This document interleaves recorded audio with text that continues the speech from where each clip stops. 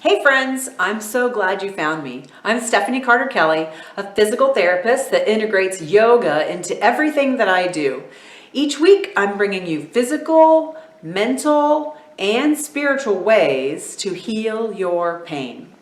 So, why did I switch to yoga? Or why do I think yoga now has this added benefit to the physical therapy that I provided for many years? One of the things yoga really taught me was how to understand stress and the role that it plays in our bodies on a day-to-day basis. And so there's lots of ways in yoga to really feel how stress helps us. And then there's strategies within a yoga session to calm the nervous system down and to relieve some of that stress. So let's talk about what stress does to the nervous system first. So first of all, we have this, what we call autonomic nervous system. And it's made up of two parts. One part is the parasympathetic nervous system. The parasympathetic nervous system is where we just have this steady state, this calm all day long. We can handle whatever comes at us, where all of our normal body systems are working correctly. It's really where we're supposed to be all the time.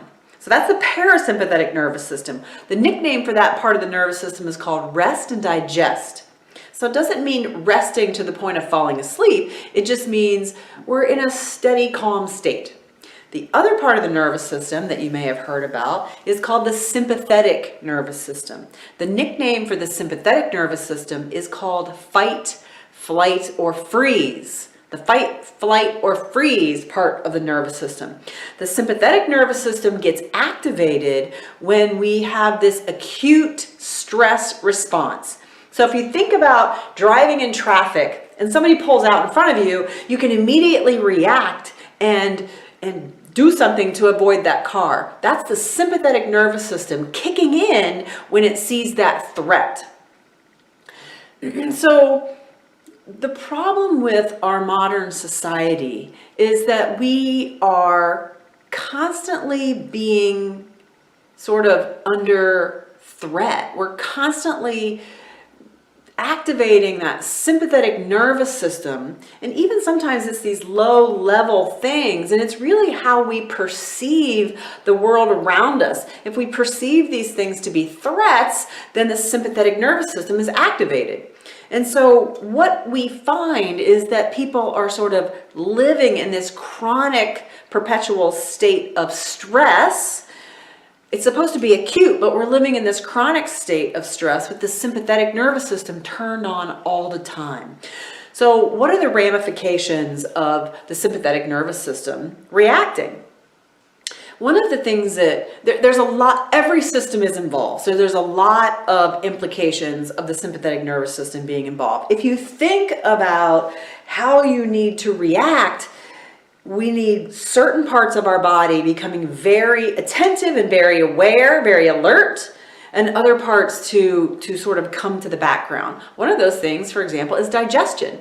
When you need to react very quickly, you don't need the digestive system working. And so blood goes to other areas and leaves the digestion alone. And so that's why one of the symptoms of someone who has chronic stress or this sympathetic overdrive is poor digestion, irritable bowel syndrome, constipation, diarrhea, even acid reflux is a symptom of chronic stress.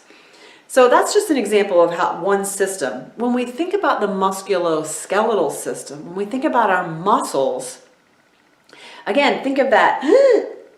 Everything tightens up. All these muscles tighten up. And the muscles down the back tighten up. The muscles of the hips, the big muscles that are going to help you run, the big muscles that are going to help you fight, those are the muscle groups that are going to be activated when the sympathetic nervous system gets on alert. The tiny little muscles are supportive muscles that are supposed to be on all the time, supporting our joints. They sort of fall away into the background. So our core muscles, our rotator cuff muscles, the deep muscles of our hips, all of those muscles just sort of deactivate, while the big muscles then are active. And if we're continually in that state of sympathetic overdrive, all of those big muscles stay turned on. So especially those muscles down the spine, you know, people say they have this tension in the back all the time, and so they stretch it, and it helps temporarily, but it doesn't help for long term. A massage can help temporarily, but it doesn't help long term, because they're not dealing with the root of the problem. The root of the problem is stress, chronic low-level stress from looking at your phone or email or kids or, you know, conversations, relationships, work, all of these things coming at us that we perceive to be necessary and a threat to our livelihood. That keeps us in that sympathetic overdrive. So we have to deal with the root of the problem.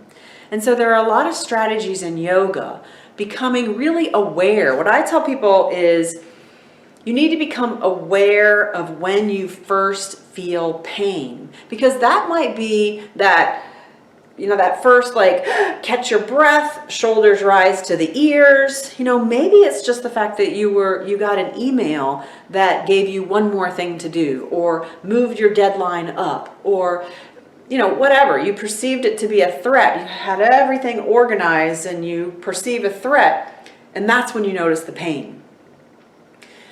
Becoming aware of the stressors that activate your pain rather than the position that you're in. We're always blaming our pain on our posture, or the fact that we sit too long, or we blame the pain on a lot of physical things, the diagnosis that we have, the structure of our back. We blame the physical aspects as causing our pain, and we sort of negate or don't accept there's a lot of other stressors in our life that can trigger the pain in exactly the same way. So really becoming aware of those triggers of pain. That's the first lesson that I teach people in my course, Yoga for a Better Back. Becoming very aware, because if you're not aware of it, then you can't change it. And so using some of the meditation as a way to calm the nervous system, get the chatter out of the brain so that you can very clearly pay attention. So just some more information. Chronic stress, I think, is an epidemic in this country, and sometimes we think that all the stress is a badge of honor, that we need to have all of it to function, but it's really taking a toll on our health, and especially the spine and the musculoskeletal system. So if you learned something from this video, share it with your friends, hit the thumbs up and like it, subscribe to my channel and hit the little bell so that you get an alert each week, and I'll bring you new information about how to really heal your pain. I'm Stephanie Carter Kelly, yoga, physical therapist. Namaste.